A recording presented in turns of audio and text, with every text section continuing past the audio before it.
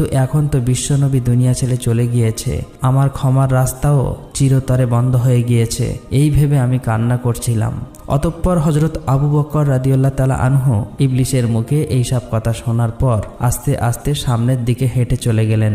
বিশ্বনবী দুনিয়া ছেড়ে চলে যাওয়ার 6 মাস পর তথা হযরত আলী রাদিয়াল্লাহু তাআলা আনহু মসজিদ থেকে ফরজের নামাজ কায়েম করে ঘরে এসে দেখলেন মা ফাতেমা ঘরে কাঁদছে।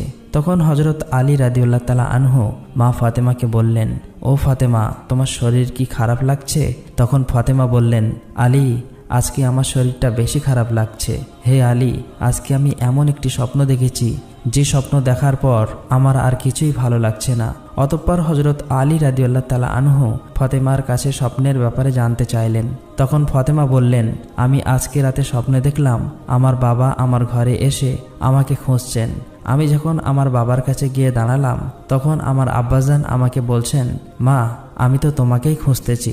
শোনো মা, আজকে তুমি রোজা রাখবে এবং সেহরি করবে আলীর দস্তরখানায় আর ইফতারি করবে আমার দস্তরখানায়। হযরত আলী রাদিয়াল্লাহু তাআলা আনহু জ্ঞানী মানুষ, এই কথা শোনার পর তার আর কোনো কিছুই বোঝার বাকি রইল না। হযরত আলী বুঝতে পারলেন মা ফাতেমা রাদিয়াল্লাহু তাআলা আনহা আজকে হয়তো দুনিয়া ছেড়ে চলে যাবেন। তারপর হযরত আলী ফাতেমার পাশে বসে কান্না করতে লাগলেন। কিছুক্ষণ পর হযরত হাসান হোসাইন ঘরের মধ্যে